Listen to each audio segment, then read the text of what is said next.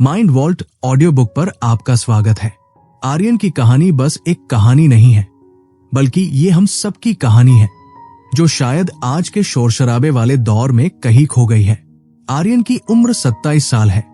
एक ऐसा नौजवान जो दुनिया की नजरों में प्रोडक्टिव होने की रेस में सबसे आगे दौड़ने की कोशिश कर रहा है। उसकी सुबह सूरज की पहली किरण से नहीं, बल्कि उसके स्मार्टफोन की नीली रोशनी और बेतहाशा नोटिफिकेशंस के साथ शुरू होती है।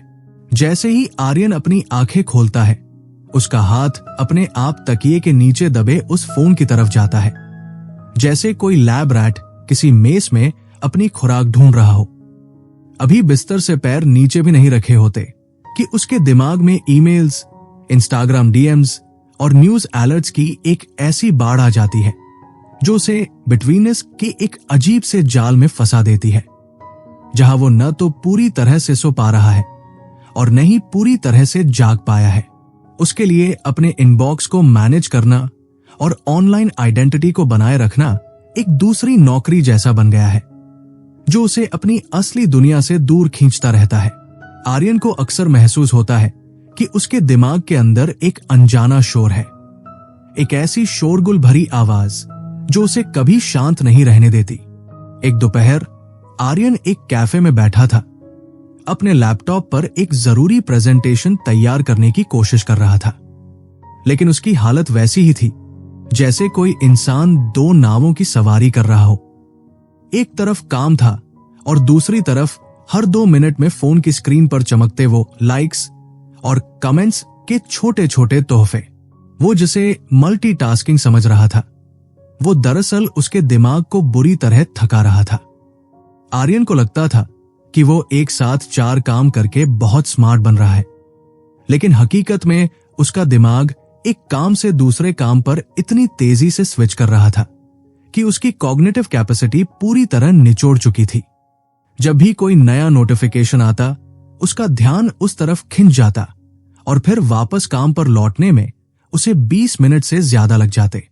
इसी को साइंटिस्ट्स अटेंशन रेसिड्यूज कहते हैं। जब आपका शरीर तो काम पर लौट आता है, पर आपका दिमाग अभी भी उस पिछले ईमेल या पोस्ट में ही अटका रहता है। आर्यन थक चुका था। उसे लग रहा था कि वो एक ऐसी दौड़ दौड़ रहा है जिसका कोई अंत नहीं है, जहां सेल्फ केयर भी महज एक और टास्क बन गया है जिसे ऑप्टिमाइज करना जरूरी है। आर्यन के लिए वेकअप कॉल तब आया जब वह अपनी छोटी बहन रिया को स्कूल से लेने गया था। ट्रैफिक लाइट पर इंतजार करते हुए आर्यन ने सोचा कि इस खाली समय में क्यों ना एक जरूरी वर्क ईमेल का जवाब दे दिया जाए। वो टाइपिंग में इतना खो गया कि उसे रिया की आवाज सुनाई ही नहीं दी, जो पिछले 5 मिनट से उसे कुछ बताने की कोशिश कर रही थी। भाई, मैं आपसे बात कर रही हूं। रिया की नाराज और दुखी आवाज सुनकर जब आर्यन ने उसकी तरफ देखा, तो उसे अपनी गलती का एहसास हुआ। उसे महसूस हुआ कि वो रिया को वही चीजें सिखा रहा है जिनसे वो खुद परेशान था। एक ऐसी दुनिया जहां स्क्रीन रिश्तों से ज्यादा जरूरी हो गई है। उस पल आर्यन को लगा कि वो कितना बड़ा ढोंगी है। वो खुद को प्रेजेंट समझ रहा था, पर दरअसल वो वहां था ही नहीं। उसे समझ आया कि उसे अपने ध्यान, अपनी अटेंशन पर फिर से मालिक बनकर बैठना होगा, वरना ये डिजिटल दुनिया उसे एक पैसिव कंज्यूमर बनाकर छोड़ देगी। अगले दिन आर्यन पार्क की एक बेंच पर बैठा था, अपनी बेचैनी को कम करने की कोशिश कर रहा था।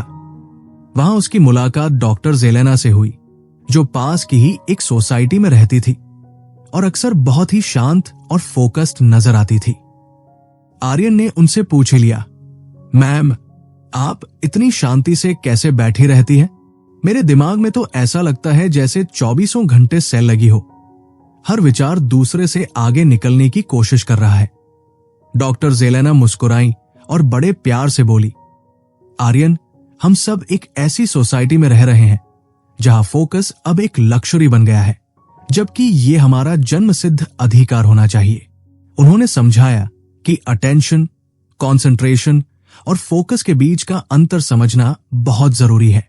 आर्यन, मान लो तुम्हारा ध्यान एक रोविंग स्पॉटलाइट की तरह है जो पूरे पार्क को देख रही है। कंसंट्रेशन उस फ्लैशलाइट की तरह है जिसे तुम एक पेड़ पर टिका कर रखते हो, और फोकस वो लेजर पॉइंटर है जो इतनी सटीक और गहरी है कि उसके आसपास की हर चीज धुंधली हो जाती है।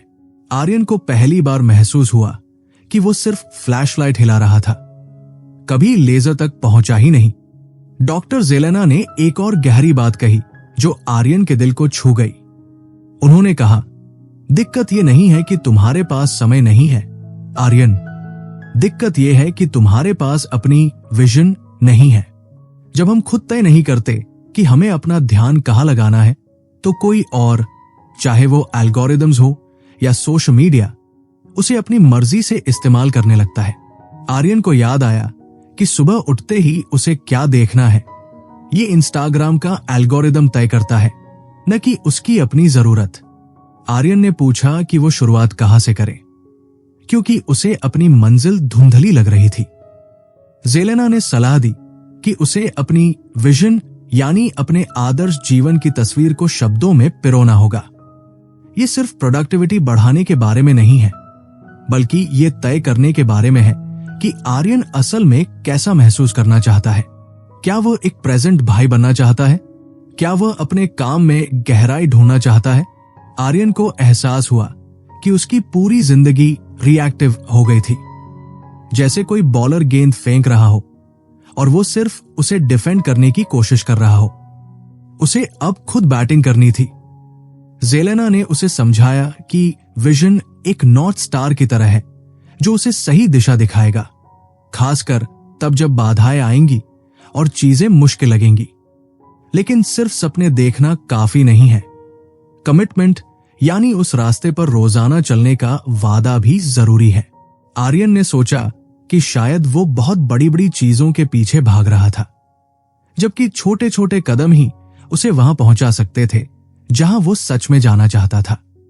उस शाम घर लौटते वक्त आर्यन के पास फोन तो जेब में था, पर उसका ध्यान रिया के स्कूल प्रोजेक्ट की बातों पर था। उसने महसूस किया कि ध्यान देना कोई बोझ नहीं, बल्कि एक कला है जिसे वो फिर से सीखने की कोशिश कर रहा है। उसे समझ आ गया था कि ये महज 21 दिन का कोई प्लान नहीं है, बल्कि अपनी जिंदगी को फिर से पाने की एक लंबी और खूबसूरत यात्रा है। आर्यन की आंखों में अब एक नई चमक थी, एक ऐसी चमक जो शायद सिर्फ तब आती है जब आपको पता हो कि आपकी अगली मंजिल क्या है। आर्यन के लिए वो रात काफी भारी थी। जब वो बिस्तर पर लेटा तो कमरे के सन्नाटे में उसे अपने ही विचारों की गूंज सुनाई दे रही थी। जेलेना की बातें उसके दिमाग में किसी पुराने गाने की तरह बज रही थी। उसने सोचा था कि अगले दिन से सब बदल जाएगा, जैसे किसी फिल्म में एक मोन्टाज चलता है और हीरो अचानक से सुधर जाता है। लेकिन हकीकत थोड़ी अलग और काफी जद्दी निकली। अगली सुबह जब अलार्म बजा तो आर्यन का हाथ अपनी पुरानी आदत के मुताबिक फोन की तरफ बढ़ा। उसे महसूस हुआ कि उसका अंगूठा खुद ब खुद उस जगह जा रहा है जहां इंस्टाग्राम का आइकन होता है। ये एक फिजिकल पुल जैसा था, जैसे शरीर के अंदर कोई चीज उस डिजिटल शुगर के लिए तड़प रही हो। उसने अपनी आंखें बंद की और जेलेना की वो बात याद की कि हमारा ध्यान एक करेंसी है और हम इसे उन कंपनियों को मुफ्त में दे रहे हैं जो इसे बेचकर मुनाफा कमाती है।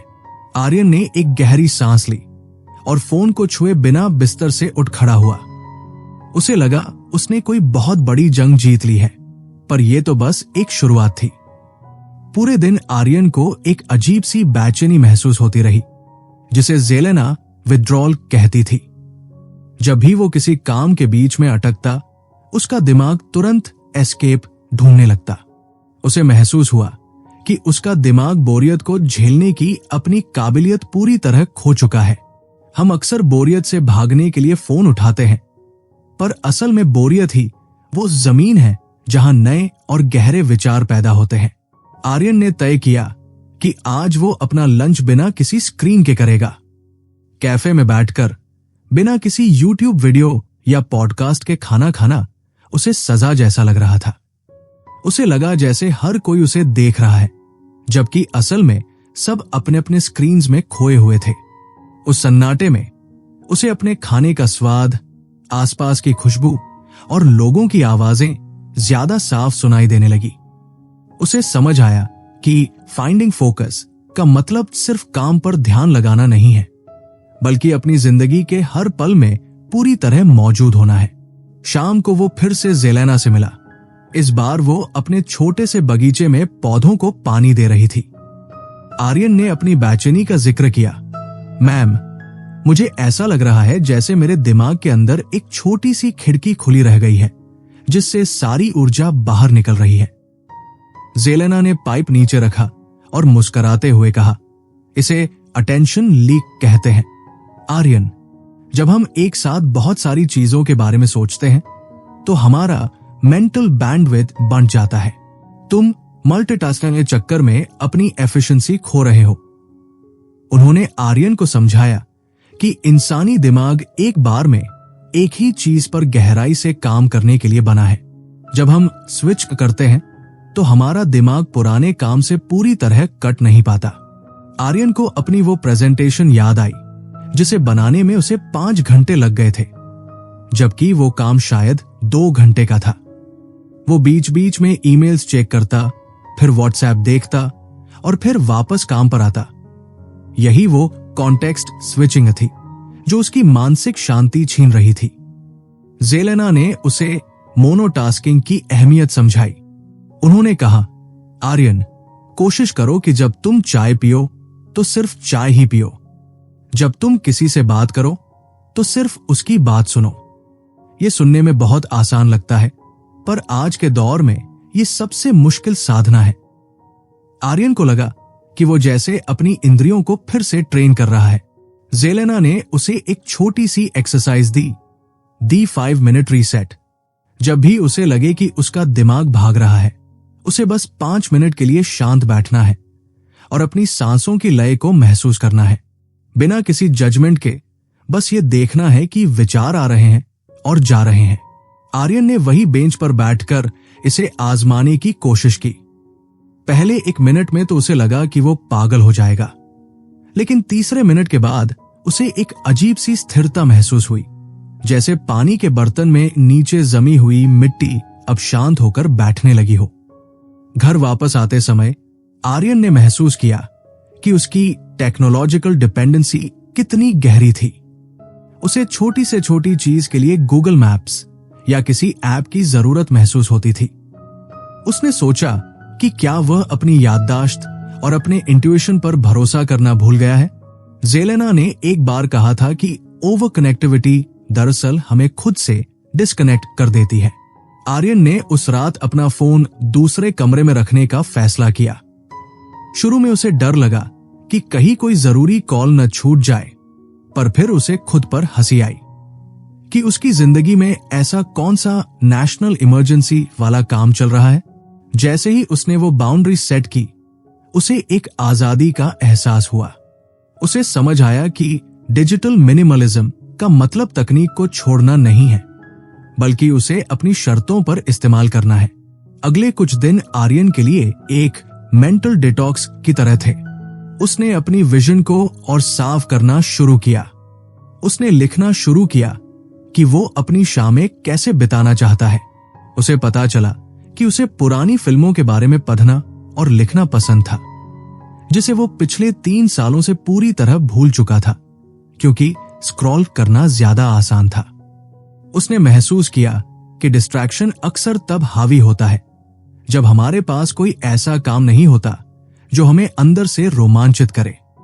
जब हमारी जिंदगी में पर्पस की कमी होती है तो स्क्रीन उस खालीपन को भरने का काम करती है। आर्यन ने अपने पुराने शौक को फिर से हवा देना शुरू किया। उसने एक पुरानी किताब निकाली और तय किया कि वो रोजाना कम से कम 10 पन्ने पढ़ेगा, बिना फोन को हाथ लगाए।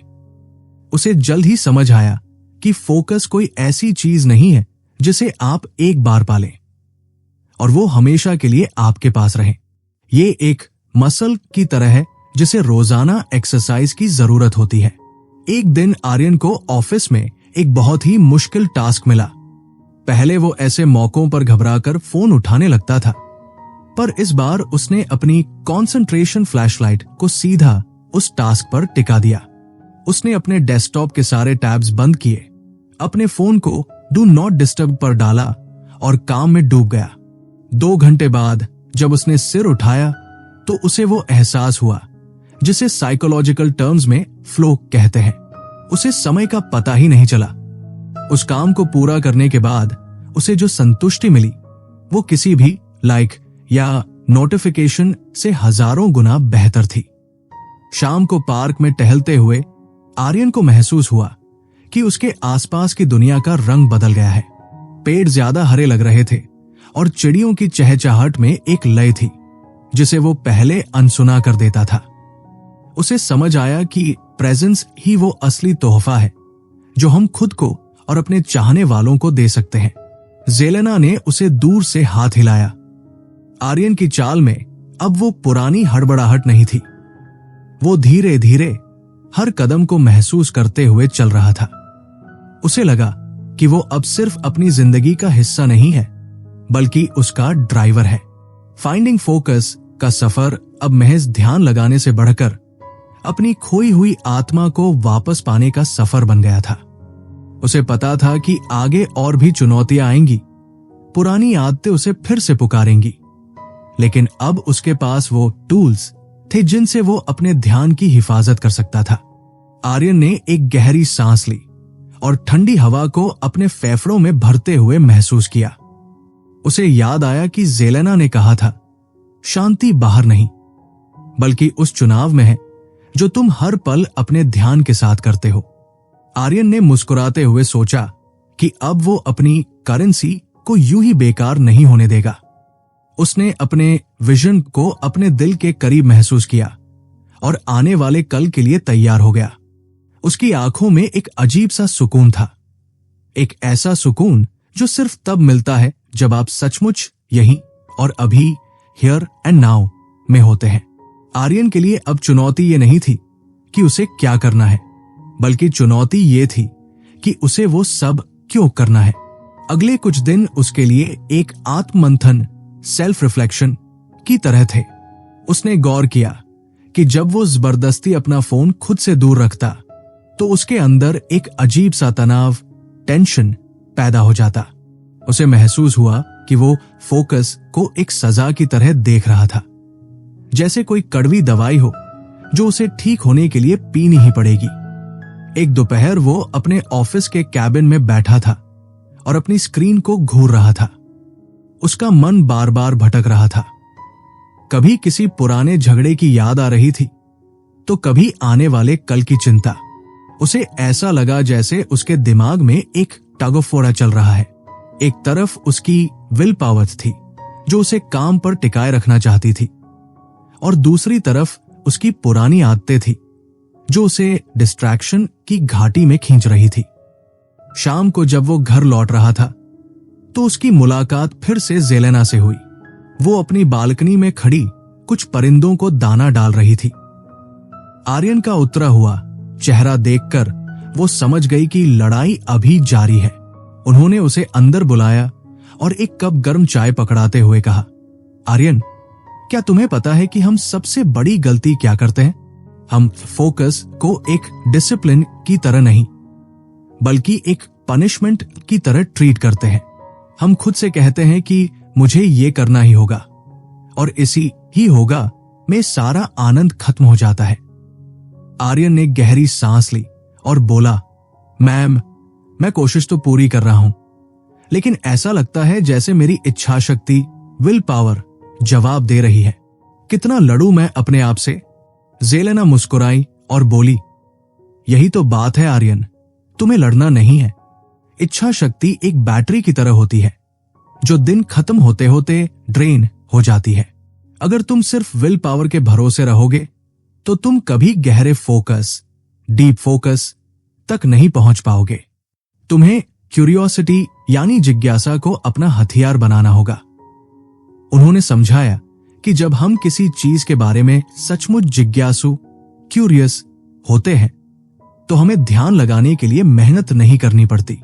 ध्यान अपने आप खिंचा चला आता है। जेलेना ने एक दिलचस्प बात कही, आर्यन, जब तुम छोटे थे और मिट्टी में खेलते थे तो क्या तुम्हें किसी ने कहा था कि फोकस करो?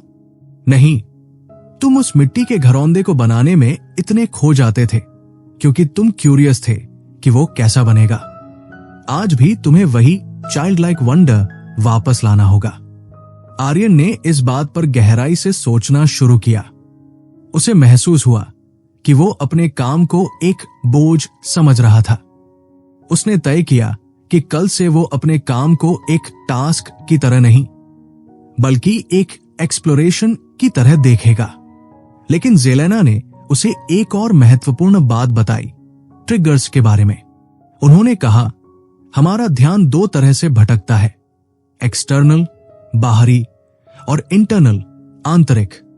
फोन की घंटी एक बाहरी ट्रिगर है, लेकिन तुम्हारे अंदर उठने वाली बेचैनी या बोरियत एक आंतरिक ट्रिगर है। ज्यादातर लोग बाहरी चीजों को तो कंट्रोल कर लेते हैं, लेकिन वो अपने अंदर के शोर से भागने के लिए फिर से उन्हीं डिस्ट्रैक्शंस की शरण में चले जाते हैं। आर्यन को अपनी एक पुरानी आदत याद आई। जब भी उसे कोई ईमेल लिखना होता जो थोड़ा मुश्किल या तनावपूर्ण, स्ट्रेसफुल होता, वो तुरंत अपना फोन उठा लेता। उसे अब समझ आया कि वो ईमेल से नहीं बल्कि उस ईमेल को लिखते वक्त होने वाले डिस्कम्फर्ट से भाग रहा था। जेलेना ने उसे एक तकनीक बताई, द 10 मिनट रूल। उन्होंने कहा, जब भी तुम्हें लगे कि तुम्हारा हाथ फोन की तरफ बढ़ रहा है या तुम्हारा ध्यान भटक रहा है, तो खुद से कहो कि मैं 10 मिनट बाद इस डिस्ट्रैक्शन को देखूंगा, अभी नहीं। उन 10 मिनटों में बस उस बेचैनी के साथ बैठो। देखो कि वो तुम्हारे शरीर में कहां महसूस हो रही है। क्या तुम्हारे हाथ कांप रहे हैं? क्या तुम्हारी छाती में भारीपन है? बस उसे देखो, उसे जज मत करो। अगले दिन ऑफिस में आर्यन ने इसी तकनीक का इस्तेमाल किया। जैसे ही उसे एक मुश्किल क्लाइंट का मैसेज आया, उसके अंदर एक हड़बड़ाहट सी उठी। उसका हाथ कीबोर्ड से हटकर फोन की तरफ जाने ही वाला था कि उसने खुद को रोका। सिर्फ 10 मिनट, उसने मन में कहा। उसने अपनी आंखें बंद की और उस डर को महसूस किया। उसे लगा जैसे उसके पेट में गांठ सी पड़ गई है। उसने गहरी सांस ली और बस उस एहसास को महसूस किया। आश्चर्यजनक रूप से 4-5 मिनट बाद वो डर अपने आप कम होने लगा। उसे महसूस हुआ कि वो जिस डिस्ट्रैक्शन के पीछे भाग रहा था, वो महज एक एस्केप वाल्व था। जैसे ही उसने उस डर का सामना किया, उसकी जरूरत ही खत्म हो गई। उसने फोन को एक तरफ रखा और शांति से उस क्लाइंट को जवाब लिखा। उस पल उसे एक अजीब सी ताकत महसूस हुई, खुद पर जीत हासिल करने की ताकत। शाम को घर पर उसने जेलेना की एक और सलाह मानी। उसने अपने घर के एक कोने को डिजिटल फ्री जोन बना दिया। वहां न फोन था, न लैपटॉप, बस एक कुर्सी, एक छोटी मेज और कुछ पुरानी किताबें। उस कोने में बैठते ही उसे एक अलग तरह की शांति मिलने लगी। उसने महसूस किया कि हमारा वातावरण, एनवायरनमेंट, हमारे दिमाग को सिग्नल्स भेजता है। जब वो अपने बिस्तर पर होता था, तो उसका दिमाग नींद या फोन के मोड में चला जाता था। लेकिन इस नए कोने में उसका दिमाग रिफ्लेक्शन के मोड में आ जाता था। उसने महसूस किया कि फोकस पाने के लिए आपको अपनी दुनिया को छोटा करना पड़ता है, ताकि आप उस गहराई को देख सकें जो शोर में छिप जाती है। आर्यन ने धीरे धीरे इंटेंशनैलिटी को अपनी जिंदगी में शामिल करना शुरू किया। अब वो बिना किसी मकसद के फोन नहीं उठाता था। हर बार जब वो स्क्रीन को अनलॉक करता, वो खुद से पूछता, मैं ये क्यों कर रहा हूं? क्या मुझे किसी को जवाब देना है या मैं बस अपनी बोरियत को चुप कराने की कोशिश कर रहा हूं?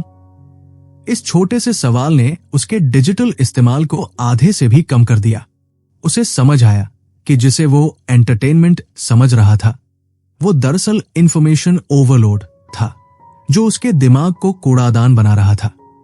उसने अपने ईमेल के नोटिफिकेशंस बंद कर दिए और तय किया कि वो दिन में सिर्फ 3 बार ही अपना इनबॉक्स चेक करेगा।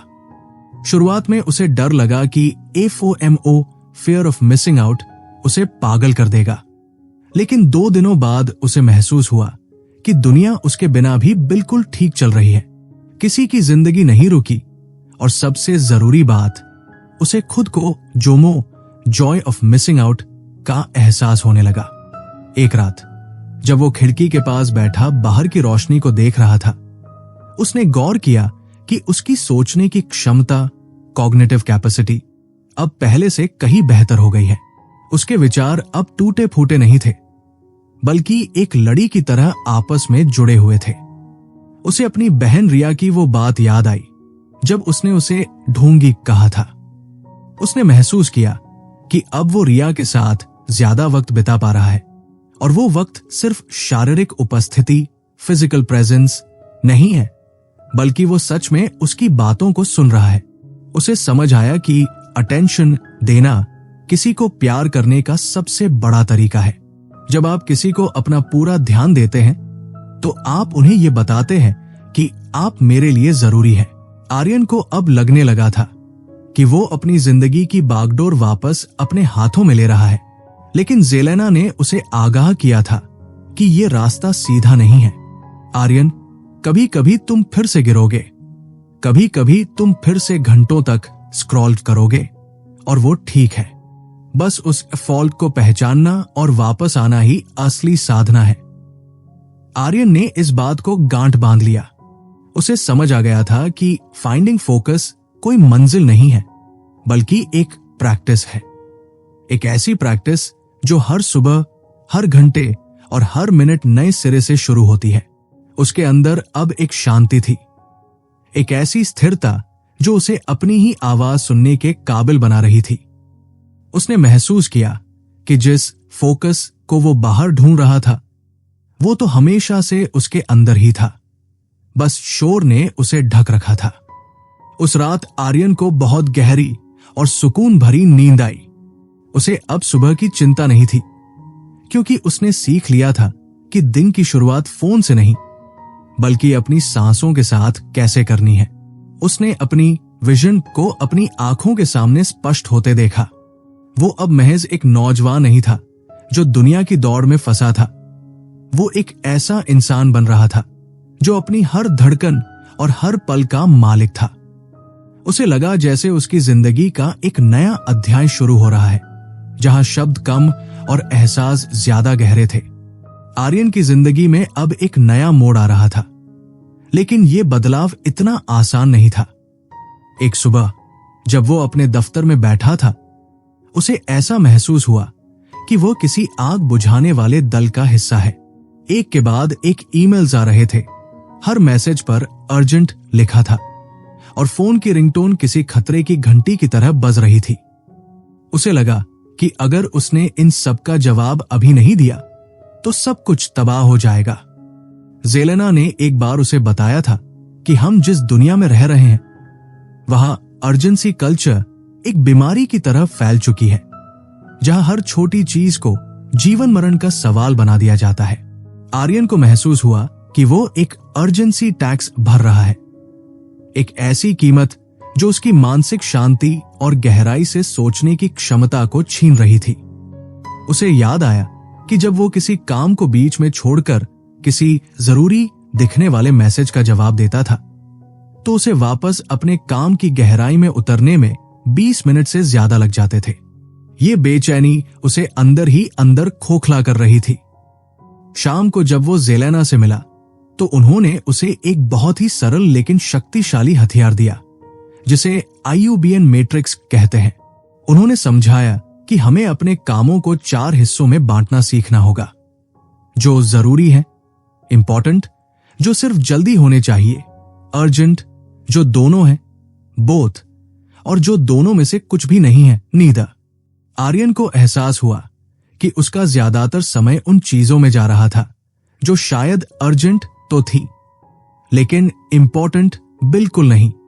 वो उन लोगों के लिए हमेशा उपलब्ध रहता था जिनके काम इंतजार कर सकते थे, और इस चक्कर में वह अपने उन सपनों और रिश्तों को पीछे छोड़ रहा था जो उसके जीवन की बिग रॉक्स या बड़ी प्राथमिकताएं थी।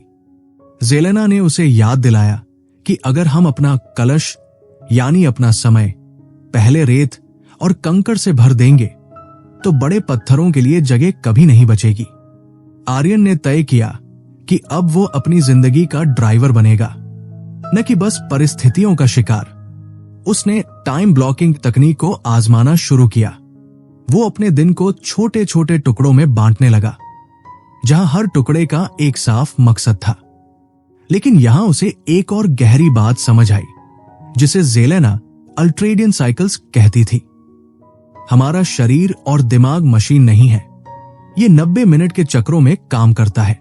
आर्यन ने गौर किया कि सुबह के कुछ घंटे वो बहुत सक्रिय रहता था, लेकिन दोपहर होते होते उसका दिमाग थकने लगता था। पहले वो इस थकान से लड़ने के लिए और ज्यादा कॉफी पीता था या फोन उठाकर स्क्रॉल करने लगता था। अब उसने सीखा कि जब ऊर्जा कम हो तो जबरदस्ती काम करने के बजाय रेस्ट करना ही असली बुद्धिमानी है। उसने अपने सबसे मुश्किल और रचनात्मक काम उन 90 मिनट के पीक समय के लिए रखे, जब उसकी एकाग्रता सबसे ज्यादा होती थी।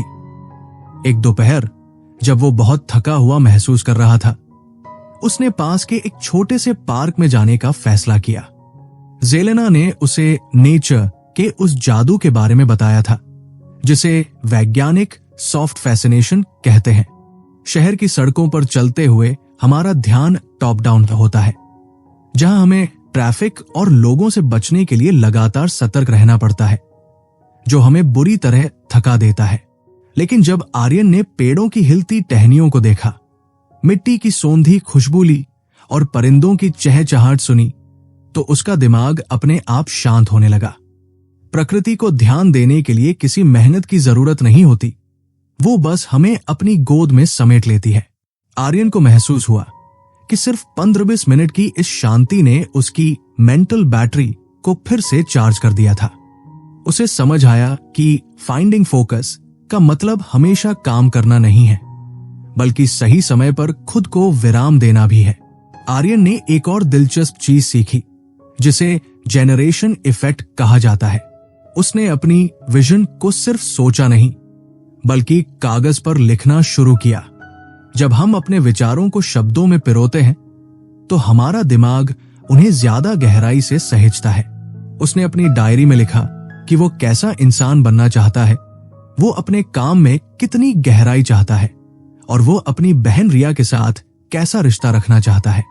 उसे अब ईमेल्स के ढेर से डर नहीं लगता था, क्योंकि उसने बैचिंग शुरू कर दी थी।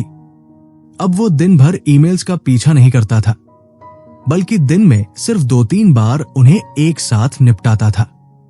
इस एक छोटे से बदलाव ने उसे घंटों का वो समय वापस दिला दिया, जो पहले कॉन्टेक्स्ट स्विचिंग में जाया हो जाता था। धीरे धीरे आर्यन की जिंदगी में सन्नाटा कम और स्थिरता ज्यादा होने लगी थी। उसे अब हर जगह पर कूदने की जरूरत महसूस नहीं होती थी। उसे पता था कि जिसे दुनिया टेक्नोस्ट्रेस कहती है, वो असल में हमारे अपने ही डर का नतीजा है कि कहीं हम पीछे न रह जाए। आर्यन ने अब अपने फोन के नोटिफिकेशंस बंद कर दिए थे और उसकी जगह अपनी सांसों की लय को सुनना शुरू किया था। वो अब रिएक्टिव होने के बजाय इंटेंशनल हो रहा था। उसे एहसास हुआ कि असली आजादी वो नहीं है कि आप जो चाहे कर सकें, बल्कि असली आजादी यह है कि आप तय कर सकें कि आपको क्या नहीं करना है। उसकी आंखों के सामने अब उसकी मंजिल धुंधली नहीं थी, और उसे पता था कि यह रास्ता लंबा है, लेकिन हर छोटे कदम में एक सुकून है जो उसे सही दिशा में ले जा रहा है। आर्यन की इस यात्रा का अब 3रा हफ्ता शुरू हो चुका था, और उसे महसूस हो रहा था कि यह बदलाव अब सिर्फ ऊपर ऊपर से नहीं, बल्कि उसकी जड़ों तक पहुंच रहा है। लेकिन जैसे जैसे वो शांत हो रहा था, उसे अपने आसपास की दुनिया का शोर और भी ज्यादा साफ सुनाई देने लगा था। ऑफिस में एक अजीब सी हसल कल्चर की हवा बहती थी, जहां लोग इस बात का गौरव मनाते थे कि उन्होंने कल रात सिर्फ 4 घंटे की नींद ली, या वे एक साथ 3 मीटिंग्स अटेंड कर रहे हैं। आर्यन ने गौर किया कि उसके कलीग्स, जैसे कि उसका दोस्त समीर, हमेशा बिजी दिखने की कोशिश करते थे। समीर हर वक्त अपनी घड़ी देखता, तेज चलता और बात करते करते भी अपने फोन पर टाइप करता रहता। पहले आर्यन को यह सब बहुत इंप्रेसिव लगता था। उसे लगता था कि समीर कितना प्रोडक्टिव है, लेकिन अब उसे उसमें सिर्फ एक एंग्शियस एनर्जी नजर आ रही थी। उसे याद आया कि जेलेना ने एक बार कहा था कि busy is not a badge of honour, it's often a sign of a lack of focus. जब हम खुद को बहुत ज्यादा फैला लेते हैं तो हम हर चीज में थोड़े थोड़े मौजूद होते हैं, पर किसी भी चीज में पूरी तरह नहीं होते। एक शाम ऑफिस के बाद समीर ने आर्यन को जबरदस्ती एक नई नेटवर्किंग इवेंट में चलने के लिए कहा। आर्यन का मन तो घर जाकर अपनी अधूरी किताब पढ़ने का था, लेकिन उसके अंदर का सोशल प्रेशर उसे नो कहने से रोक रहा था। उसे लगा कि अगर वो नहीं गया तो शायद वो पीछे छूट जाएगा या समीर बुरा मान जाएगा। वो चला तो गया, पर उस इवेंट के शोर शराबे में उसे अपनी वो पुरानी बेचैनी फिर से महसूस होने लगी। वहां हर कोई एक दूसरे से बात तो कर रहा था, पर किसी की आंखों में गहराई नहीं थी। जैसे ही किसी के फोन की लाइट जलती, सामने वाले की बात अधूरी रह जाती। आर्यन ने महसूस किया कि ये सुपरफिशियल कनेक्टिविटी उसे अंदर से खाली कर रही है। उसे जेलेना की वो बात याद आई कि हमारा ध्यान एक सीमित संसाधन है, लिमिटेड रिसोर्स, और अगर हम इसे हर किसी को थोड़ा थोड़ा बांटते फिरेंगे तो हमारे अपने लक्ष्यों के लिए कुछ नहीं बचेगा। उसने महसूस किया कि सिलेक्टिव फोकस का मतलब सिर्फ काम चुनना नहीं है, बल्कि लोग और अनुभव चुनना भी है। अगले दिन जब वो जेलेना के घर के पास से गुजरा तो उसने देखा कि वो शांति से अपनी बालकनी में बैठकर बस डूबते हुए सूरज को देख रही थी। न हाथ में फोन था, न कोई किताब। आर्यन ने उनसे पूछा, मैम, क्या आपको कभी ऐसा नहीं लगता कि आप कुछ मिस कर रही हैं? दुनिया इतनी तेज भाग रही है और आप यहां इतनी शांति से बैठी हैं। जेलेना मुस्कुराई और बड़े प्यार से बोली, Aryan, the fear of missing out, FOMO, दरअसल एक मानसिक भ्रम है। हम डरते हैं कि हम बाहर की दुनिया में कुछ खो देंगे, जबकि हकीकत में हम उस डर के चक्कर में अपने अंदर की दुनिया को खो रहे होते हैं। जिसे तुम स्पीड कह रहे हो, वो अक्सर सिर्फ एक दिशाहीन दौड़ है।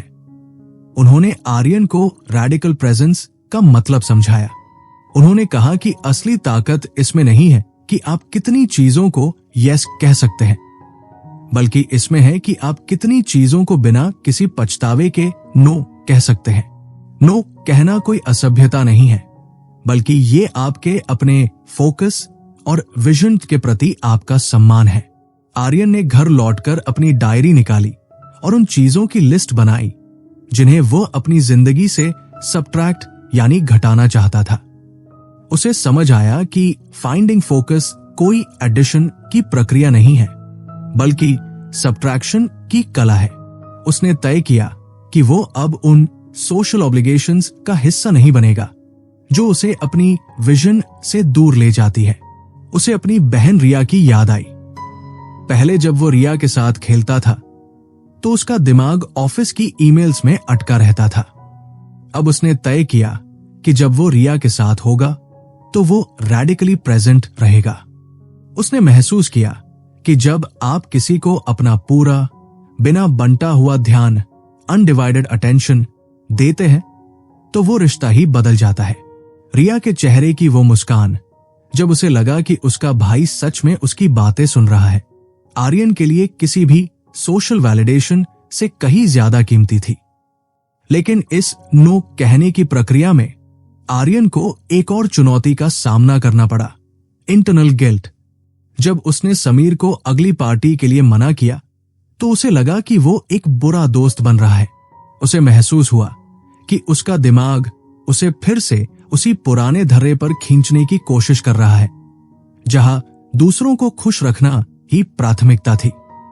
जेलेना ने उसे समझाया था कि ये गिल्ट सिर्फ एक कंडीशनिंग है। उन्होंने उसे दी पॉज टेक्निक सिखाई। जब भी कोई आपसे कुछ मांगे या कोई नया काम आए तो तुरंत जवाब देने के बजाय एक गहरा पॉज ले। खुद से पूछें, क्या ये मेरी विजन के साथ मेल खाता है? क्या मेरे पास इसके लिए मेंटल एनर्जी है? आर्यन ने इस तकनीक का इस्तेमाल करना शुरू किया। उसे ये देखकर हैरानी हुई कि ज्यादातर समय लोग आपके नो को बुरा नहीं मानते, बल्कि वे आपकी बाउंड्रीज का सम्मान करना शुरू कर देते हैं। आर्यन ने अब अपनी शामों को रिकवरी के लिए इस्तेमाल करना शुरू किया। उसने गौर किया कि दिन भर के मेंटल टास्क्स के बाद उसका दिमाग फटीग्ड हो जाता है। पहले वो इस थकान को मिटाने के लिए टीवी देखता था, जो दरअसल उसके दिमाग को और ज्यादा स्टिम्युलेट करता था और उसे थका देता था। अब उसने डीप रेस्ट के महत्व को समझा। उसने शांत संगीत सुनना, बिना किसी मकसद के टहलना और अपनी ब्रेथ वर्क पर ध्यान देना शुरू किया। उसे महसूस हुआ कि जब वो अपने दिमाग को सचमुच ऑफ होने का समय देता है तो अगली सुबह उसका फोकस पहले से कहीं ज्यादा तेज और साफ होता है। उसे वो उपमा याद आई कि एक कुल्हाड़ी को तेज करने के लिए उसे लकड़ी काटने से रोकना पड़ता है। आर्यन अब अपनी कुल्हाड़ी को तेज करना सीख रहा था। जैसे जैसे दिन बीत रहे थे, आर्यन को अपने काम में एक नई तरह की क्लैरिटी महसूस होने लगी। अब उसे काम शुरू करने से पहले वो रेजिस्टेंस महसूस नहीं होता था जो पहले होता था। उसे समझ आया कि फोकस कोई ऐसी चीज नहीं है जिसे आप जबरदस्ती हासिल कर सके। ये तो एक फ्लो है जो तब आता है जब आप अपने एनवायरनमेंट और अपनी इंटरनल स्टेट के बीच एक तालमेल बिठा लेते हैं। उसने अपने डेस्क पर सिर्फ वही चीजें रखनी शुरू की जो उस वक्त के काम के लिए जरूरी थी। मिनिमलिज्म सिर्फ सामान कम करने के बारे में नहीं था, बल्कि विजुअल डिस्ट्रैक्शंस को कम करने के बारे में था। उसे महसूस हुआ कि जब उसका बाहरी वातावरण शांत होता है तो उसका आंतरिक शोर भी धीरे धीरे कम होने लगता है। आर्यन की इस यात्रा ने उसे एक और गहरी सीख दी, एम्पैथी टुवर्ड्स वनसेल्फ। पहले वो खुद को बहुत कोसता था जब उसका ध्यान भटक जाता था। वो खुद को फेलियर समझता था, लेकिन जेलेना ने उसे सिखाया कि फोकस कोई मंजिल नहीं है, बल्कि एक अभ्यास है। जैसे जिम में हम वजन उठाते हैं और मांसपेशियां थकती हैं, वैसे ही दिमाग भी थकता है। भटकना मानवीय है, टू वांडर इज ह्यूमन, लेकिन वापस आना ही साधना है। आर्यन अब अपने भटकते हुए विचारों को एक मां की तरह देखने लगा था, जो बच्चे को प्यार से हाथ पकड़कर वापस घर ले आती है। इस सेल्फ कंपैशन ने उसके तनाव को कम कर दिया और आश्चर्यजनक रूप से उसका फोकस और भी गहरा हो गया। उसे अब लगने लगा था कि वो अपनी जिंदगी के कैनवास पर खुद रंग भर रहा है। वो अब महज एक स्पेक्टेटर नहीं था जो अपनी जिंदगी को स्क्रीन पर चलते हुए देख रहा था। उसे अपनी आवाज में एक नया आत्मविश्वास महसूस होने लगा था। वो अब लोगों की बातों को सिर्फ सुनता नहीं था, उन्हें अनुभव करता था। उसे समझ आया कि फाइंडिंग फोकस का असली मतलब है फाइंडिंग योरसेल्फ। उस रात जब वो सोने गया तो उसके मन में कोई बोझ नहीं था। उसे पता था कि कल सुबह वो फिर से अपनी दुनिया का मालिक बनकर जागेगा। उसकी आंखों में एक अजीब सा ठहराव था, जैसे किसी गहरी झील का पानी जो शांत होने पर ही अपनी गहराई दिखा पाता है। आर्यन की इस 21 दिनों की यात्रा ने उसे एक ऐसी जगह लाकर खड़ा कर दिया था जहां से उसे अपनी पुरानी जिंदगी किसी धुंधली फिल्म की तरह लग रही थी। उसे याद आया कि कैसे वो पहले हर सुबह एक बेचैनी के साथ जागता था, जैसे कि वो पहले से ही किसी रेस में पीछे छूट गया हो। लेकिन अब उसकी सुबह की लय बदल चुकी थी। अब वो बिटवीननेस की उस धुंधली अवस्था में फोन नहीं ढूंढता था, बल्कि अपनी चेतना, कॉन्शियसनेस को धीरे धीरे जागने का समय देता था। उसे समझ आया कि फाइंडिंग फोकस कोई जादुई बटन नहीं है जिसे एक बार दबाया और सब ठीक हो गया, बल्कि ये एक सचेत चुनाव, कॉन्शियस चॉइस है जो वो हर पल करता है। जेलेना ने उसे सिखाया था कि ये जो 21 दिन उसने गुजारे हैं, ये सिर्फ एक ट्रेनिंग थी। असली जिंदगी तो अब शुरू होने वाली थी, जहां दुनिया का शोर फिर से उसे अपनी तरफ खींचने की कोशिश करेगा। एक सुबह जब आर्यन अपनी बालकनी में बैठा अपनी डायरी में कुछ लिख रहा था, उसे महसूस हुआ कि उसकी विजन अब महज कागज पर लिखे शब्द नहीं रह गए थे, बल्कि वे उसके व्यवहार में उतर आए थे। उसने गौर किया कि अब वो अपनी बहन रिया के साथ बात करते समय सचमुच वहां मौजूद होता था। जब रिया उसे अपने स्कूल की कोई छोटी सी कहानी सुनाती तो आर्यन का दिमाग अब ऑफिस की डेडलाइंस या सोशल मीडिया के लाइक्स में नहीं भटकता था। वो उसकी आंखों में आंखें डालकर उसकी खुशी और उसके उत्साह को महसूस कर पाता था। उसे एहसास हुआ कि अटेंशन सचमुच दुनिया का सबसे कीमती तोहफा है। जब आप किसी को अपना पूरा ध्यान देते हैं तो आप उन्हें ये महसूस कराते हैं कि वे इस दुनिया में अकेले नहीं हैं, कि उनकी आवाज मायने रखती है। आर्यन को लगा कि उसके और रिया के बीच का रिश्ता अब और भी गहरा और पारदर्शी हो गया है, सिर्फ इसलिए क्योंकि उसने प्रेजेंट रहना सीख लिया था। दफ्तर में भी अब आर्यन की एक अलग पहचान बन रही थी। लोग उसे अब the guy who gets things done के नाम से जानने लगे थे। समीर, जो पहले उसे हमेशा हड़बड़ाहट में देखता था, अब हैरान था कि आर्यन इतने शांत रहकर भी इतना सारा और इतना सटीक काम कैसे कर लेता है। आर्यन ने समीर को समझाया कि वो अब मल्टीटास्किंग के धोखे में नहीं आता। उसने अपनी ऊर्जा को डीप वर्क के लिए बचाना सीख लिया था। जब वो काम करता था तो वो पूरी तरह से काम में होता था, और जब वो ब्रेक लेता था तो वो पूरी तरह से आराम में होता था। उसने अपनी मेंटल बैंडविड्थ की हिफाजत करना सीख लिया था। उसे समझ आ गया था कि लगातार व्यस्त रहना उत्पादकता, प्रोडक्टिविटी की निशानी नहीं है, बल्कि ये अक्सर इस बात का संकेत है कि हम अपनी प्राथमिकताओं, प्रायोरिटीज को लेकर स्पष्ट नहीं हैं। उस दिन दोपहर में आर्यन अपनी इस यात्रा के आखिरी पड़ाव के रूप में जेलेना से मिलने गया। वो अपने बगीचे में कुछ नए बीज बो रही थी। आर्यन ने उनकी मदद की और बातें करते करते उसने पूछा, मैम, अब जब ये 21 दिन पूरे हो गए हैं तो मुझे डर लगता है कि कहीं मैं फिर से अपने पुराने रास्तों पर न लौट जाऊं।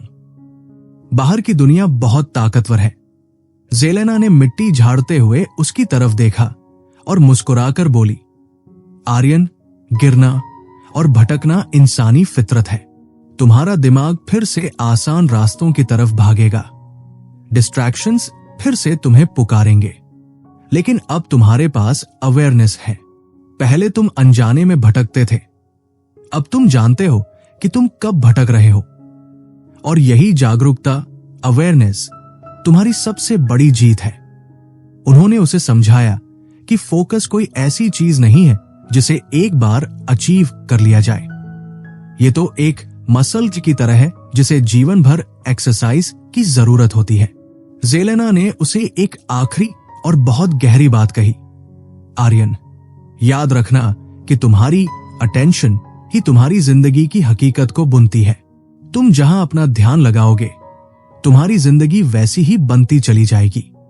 अगर तुम शोर और तुलना, कंपैरिजन पर ध्यान दोगे तो तुम्हारी जिंदगी में अशांति रहेगी। लेकिन अगर तुम अपनी विजन, अपने रिश्तों और अपनी शांति पर ध्यान दोगे तो तुम्हारी जिंदगी एक खूबसूरत संगीत की तरह होगी। आर्यन को महसूस हुआ कि उसकी इस यात्रा का असली मकसद सिर्फ काम में बेहतर होना नहीं था, बल्कि अपनी आत्मा के करीब पहुंचना था। उसने जेलेना का शुक्रिया अदा किया, न सिर्फ उन तकनीकों के लिए, बल्कि उस नए नजरिए के लिए जिसने उसे खुद से मिलवाया था। घर लौटते वक्त आर्यन ने अपना फोन जेब में रखा था, लेकिन वो उसे छूने के लिए बेताब नहीं था। उसने महसूस किया कि वो अब अपनी इंटरनल स्टेट का मालिक बन चुका है। वो सड़क किनारे खेल रहे बच्चों को देख रहा था, हवा के झोंकों को अपनी त्वचा पर महसूस कर रहा था और डूबते सूरज की लाली में एक अजीब सा सुकून पा रहा था। उसे लगा कि वो सालों बाद सचमुच जाग गया है। उसे अब इस बात की परवाह नहीं थी कि दुनिया उसके बारे में क्या सोचती है या वो प्रोडक्टिविटी की रेस में कहां खड़ा है। वो बस इस पल में होने की खुशी को जी रहा था। उसे समझ आ गया था कि असली सफलता मोर, ज्यादा में नहीं, बल्कि मीनिंग, अर्थ में है। रात को जब वो सोने की तैयारी कर रहा था, उसने एक आखिरी बार अपनी विजन को पढ़ा। अब उसमें कोई बड़े बड़े लक्ष्य नहीं थे, बल्कि छोटी छोटी लेकिन गहरी बातें थी, जैसे कि एक बेहतर भाई बनना, अपने काम में पूरी ईमानदारी बरतना और हर दिन कुछ समय सन्नाटे में बिताना। उसने अपनी आंखों को आराम दिया और महसूस किया कि उसके दिमाग के अंदर का वो शोर जो कभी बिजली के तारों की तरह गूंजता था अब शांत हो चुका है। उसकी सांसें गहरी और लयबद्ध थी। उसे लगा कि उसने अपने ध्यान की हिफाजत करना सीख लिया है और यही उसकी सबसे बड़ी दौलत है। अब उसे किसी नोटिफिकेशन की जरूरत नहीं थी ये बताने के लिए कि वो कौन है या उसे क्या करना है। आर्यन ने मुस्कुराते हुए सोचा कि ये तो बस एक शुरुआत है। कल सुबह जब वो जागेगा तो वो फिर से अपनी अटेंशन का चुनाव करेगा, फिर से अपनी विजन को याद करेगा और फिर से इस खूबसूरत दुनिया को अपनी पूरी चेतना के साथ देखेगा। उसे अब किसी मंजिल की जल्दी नहीं थी क्योंकि उसने इस सफर में ही अपनी मंजिल पाली थी। सन्नाटा अब उसे डराता नहीं था बल्कि उसे अपनी गोद में ले लेता था। उसे महसूस हुआ कि उसकी जिंदगी अब उसकी अपनी है, पूरी तरह से उसकी अपनी। माइंड वॉल्ट ऑडियो बुक की इस यात्रा में हमारे साथ जुड़ने के लिए आपका शुक्रिया। आर्यन की तरह आप भी अपने ध्यान के मालिक बन सकते हैं क्योंकि आपका ध्यान ही आपकी सबसे बड़ी शक्ति है। बस रुकिए, सांस लीजिए और देखिए कि आपकी विजन आपको कहां ले जाती है। अपनी शांति को थामे रखिए क्योंकि वही आपका असली घर है।